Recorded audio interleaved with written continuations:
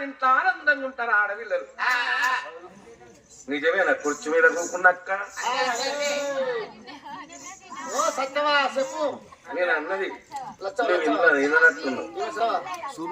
చేసుకున్న భర్త గుణవంతుడైతే అందరినీ మరిపిస్తాడు. అవునా కాల? కొందరు ఆడున్న రాతలు మంచుకుంటే మంచి మొగుడు దొరుకుతాడు.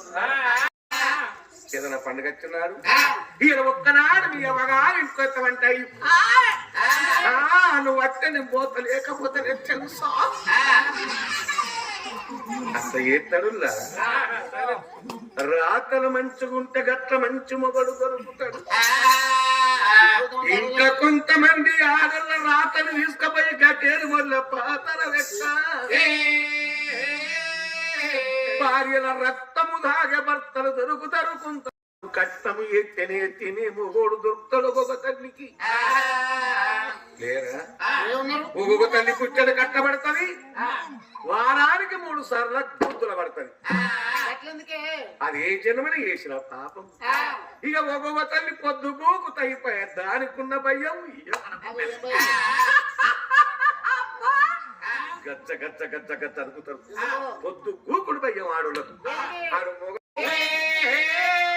ఆడు మంచమే వంటనని మీద పడ్డే తెలవని అది కింద పడ్డే తెలవని పొద్దుగా నేను చూస్తే తెలుసు. ఆయన బెడ్ మీద వన్నాడా బెడ్ కింద వన్నాడా లేరా? అవ్వ పెండ్లాము కట్టము ఎట్టెత్తి నీ మొగోడున్నాడు.